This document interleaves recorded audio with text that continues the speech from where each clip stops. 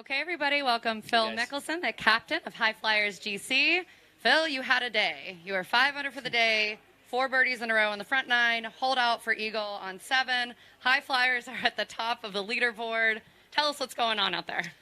Yeah, it's been a fun week for us so far, and we're continuing to get better and better each week. We had a really good chance in Tucson, and we didn't play great in the final round. Tomorrow's another opportunity for us to continue to improve and take advantage of the opportunities and the way our games have progressed as a team, and for me and Cameron Tringali to make a run at the individual title as well. So there's a lot to play for, and we're having a blast.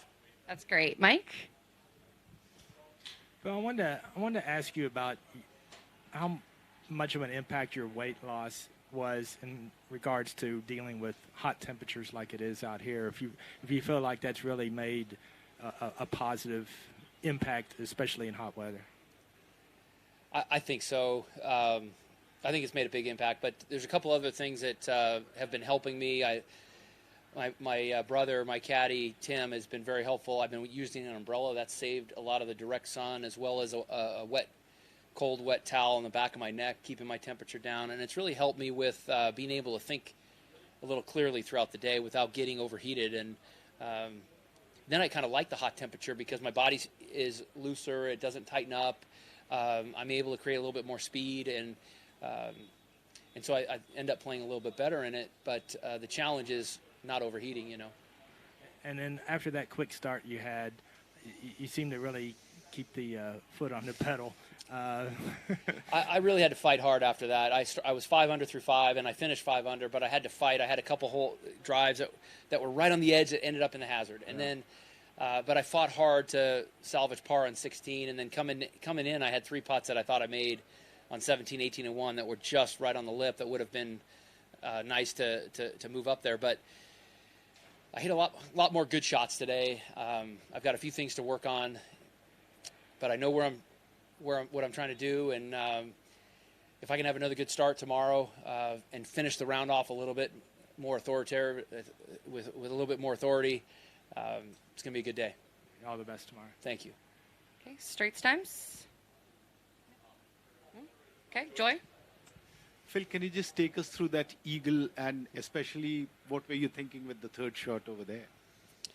So I hit a drive right on the edge of the fairway, and if it was in the fairway and I would have been able to create my own lie, I would have gone for it, but I was in the rough, and I felt if I went for it, the miss could be big, and if I didn't hit it perfect. And so I ended up laying up. I said I hit some good iron shots. I hit a really good iron shot on the hole previous in 6. I hit it about 3 feet and made birdie, and I thought, gosh, I'm hitting my short irons really well. Let me just get it in play and try to drive a short iron in there close. And I hit a really good little cut 9 iron into that slope, and it just kept releasing and went in. Like I thought it was going to pull up a little short, and it just kept running out until it disappeared, and it was a cool feeling to see that ball go in.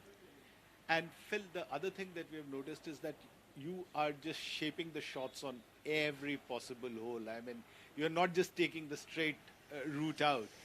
Is that just a show of your confidence, or is it something that you have really planned for this golf course? So there's a number of shots that I'm trying to take advantage of the nuances of the golf course, of the fairways, of the contours.